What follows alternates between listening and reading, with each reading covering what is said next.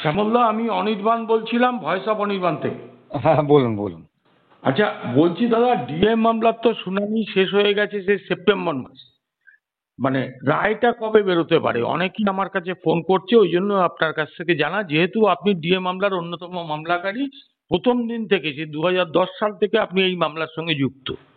আমাদের যে voice of Anirban YouTube channel, এই চ্যানেলে অধিকাংশই হচ্ছেন সরকারি কর্মচারী বা অবসরপ্রাপ্ত সরকারি কর্মচারী। এখন এনারা প্রত্যেকেই শ্যামল মিত্রকে অথেন্টিক পার্সন বলেই মনে করেন, কারণ শ্যামল মিত্র আজ অবধি যা যা বলেছেন, মানে আপনি, সেটা প্রত্যেকটাই কার্যকরী হয়েছে এবং আপনার ধারণা প্রত্যেকটাই মিলেছে। আমি আপনাকে যেটা বলি যে আপনি কনফেডারেশন অফ স্টেট গভর্নমেন্ট এমপ্লয়িজের সভাপতি, আপনি মূল মামলাকারী, প্রথম 10 বছর আগে থেকে আপনি এটা নিয়ে লড়ছেন এবং কর্মচারী সমাজ আপনার পাশে আছে। আমার যেটা মূল প্রশ্ন, সেটা হচ্ছে যে কিছু কিছু ইউটিউব চ্যানেলে এটা প্রচার করা হচ্ছে, আপনাদেরই কর্মচারী সংগঠনের কোনো কোনো নেতৃত্ব সেটা নিয়ে বক্তব্যও রাখছেন। আমি আমার দর্শকের কাছে এটা খুব পরিষ্কার করতে চাই, কারণ আমাদের চ্যানেল একদম সত্যি কথা, স্পষ্ট কথা বলে যে আপনি শ্যামল কুমার মিত্র, আপনি একটা জিনিস বলুন যাতে আমার কর্মচারী বন্ধুরা, অবসরপ্রাপ্ত কর্মচারী বন্ধুরা একটু আশ্বস্ত হয় যে ডিএ মামলার শুনানি তো মিটে গেছে। এখন বলা হচ্ছে কোনো কোনো ইউটিউব চ্যানেলে যে ডিভিশন বেঞ্চ তৈরি হয়েছে এবং ডিএ মামলাটা রায় বুধবার বা বৃহস্পতিবার বেরোবে। এইটা কতটা অথেন্টিক একটু পরিষ্কার?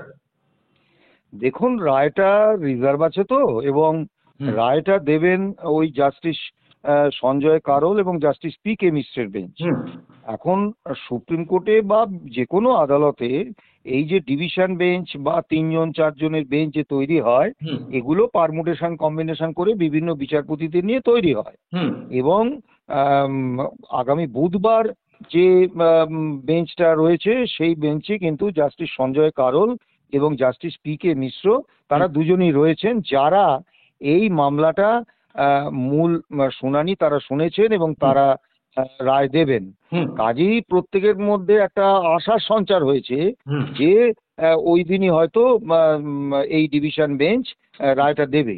হুম কিন্তু মুশকিল হচ্ছে যে এখনো পর্যন্ত যেগুলো কজ লিস্ট বেরিয়েছে, হুম তাতে ওই দিন ওই এজলাসে ওই বেঞ্চের সামনে হুম আমাদের এই confederation of state government employees and others versus state of West Bengal and others, হুম এই মামলার নামটা কিন্তু নেই।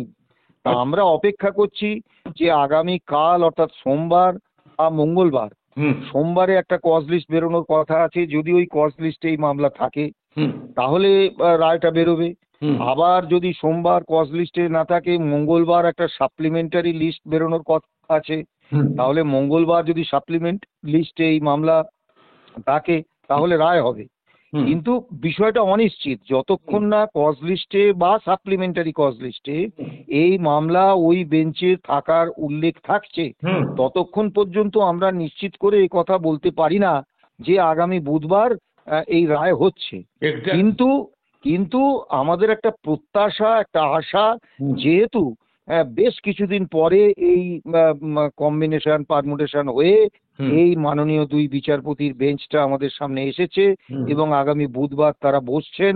হুম কাজেই আমাদের একটা আশা যে এই দিন আম, তাদের বেঞ্চে যদি এই confederation of state government employees and others versus state of West Bengal and others, এই মামলাটা যদি দেয়া হয় সুপ্রিম কোর্টের পক্ষ থেকে বা সুপ্রিম কোর্ট প্রশাসনের পক্ষ থেকে, হুম তাহলে ওদিন রায়টা হবে, এটা আমরা আশা করছি।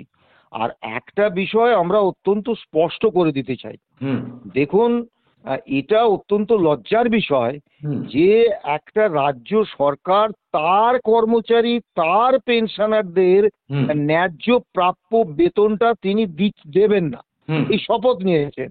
হুম তা সেইটা আদায় করতে আমাদের আদালতে যেতে হচ্ছে। এর হুম থেকে রাজ্য সরকারের পক্ষে লজ্জার আর কিছু থাকে না।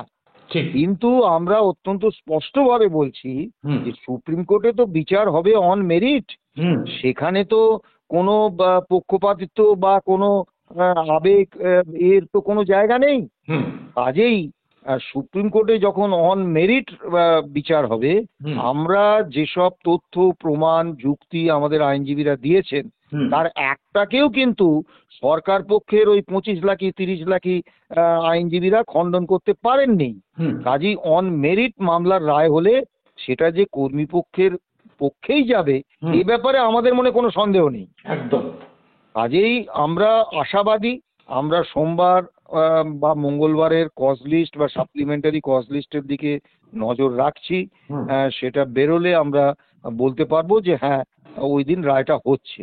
আচ্ছা, আহ, তাহলে একটা কথা আপনাকে জিজ্ঞাসা করি যে এটা একদম আমার দর্শক যারা, বিশেষ করে সরকারি কর্মচারী, পেনশনার্স, এরাই আমার ম্যাক্সিমাম দর্শক শ্রোতা।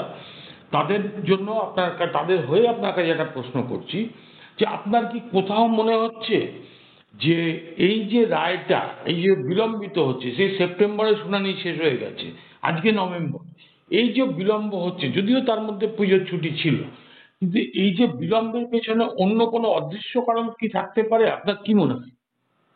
দেখুন কোনো বিষয় আহ, সম্পূর্ণ তথ্য হাতে না থাকলে হুম। কিছু বলাটা সঠিক নয়। ঠিক। আর আরেকটা বিষয়, আমরা তো ছয়টা রায় পেয়েছি স্যাট এবং হাইকোর্টে, হুম। এবং আপনি খেয়াল করবেন প্রত্যেকটা ক্ষেত্রে কিন্তু শুনানি শেষ হয়ে যাওয়ার পরে হুম। কখনো 1 মাস, কখনো 1 মাস 10 দিন, কখনো 1 মাস 20 দিন পরে কিন্তু রায়টা বেরিয়েছে। হুম। কারণ বিষয়টার ব্যাপ্তি অত্যন্ত ছোট, হুম। বিষয়টা মামলার বিষয়বস্তু অত্যন্ত ছোট, হুম। কিন্তু মামলাটার প্রভাব অনেক বেশি, গভীরতা অনেক বেশি। ঠিক। গভীরতা অনেক বেশি। হুম। কাজেই এবং এই মামলার রায়টা বেরোলে যে রায়ই হোক, হুম। সেই রায়ের দ্বারা কিন্তু শুধু পশ্চিমবাংলার কর্মরত এবং অবসরপ্রাপ্ত রাজ্য কর্মীরা উপকৃত হবেন এরকম ব্যাপার নয়, বা প্রভাবিত হবেন এরকম ব্যাপার নয়। হুম। সারা ভারতবর্ষে হুম। যত রাজ্য সরকার আছে হুম। তাদের কর্মচারীরা, অবসরপ্রাপ্ত কর্মচারীরাও কিন্তু তাকিয়ে আছেন এই মামলার দিকে। ঠিক। কারণ এই মামলার রায় পরবর্তীকালে প্রেসিডেন্ট হিসেবে ব্যবহার হবে বিভিন্ন ক্ষেত্রে। ঠিক। কাজেই সেক্ষেত্রে মাননীয় বিচারপতিদের রায়টা তৈরি করতে সময় লাগবে, এই নিয়ে কোনো সন্দেহ নেই। হুম। কিন্তু আমরা চাইছি, 10 বছর ধরে তো মামলা চলছে, আর সত্যি কথা বলতে কি আমাদেরও আর ভালো লাগছে না। হুম। এবং কর্মচারীরা উদ্বিগ্ন, তারা স্বাভাবিক, তাদের এই উদ্বেগ অত্যন্ত স্বাভাবিক। তারা ফোন করছেন হুম। এবং কার্যত এত ফোন আসছে হুম। যে মানে আমরা খুব অসহায় বোধ করছি এত মানুষকে উত্তর দেওয়ার। হুম। কিন্তু কি করব, দিতে হচ্ছে। তবে আমি এই কর্মচারীদের উদ্দেশ্যে একটা কথাই বলবো, হুম। যে হতাশ হবেন না। হুম।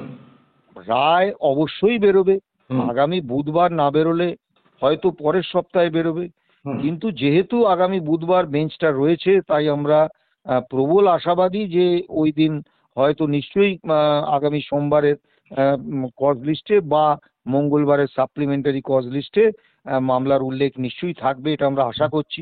যদি নাও থাকে হতাশ হওয়ার কিছু নেই, হুম। কারণ রায় বেরোবেই, এবং সেটা হয়তো তার পরের সপ্তাহ হতে পারে, হুম। এবং রায় কর্মচারীদের পক্ষেই যাবে।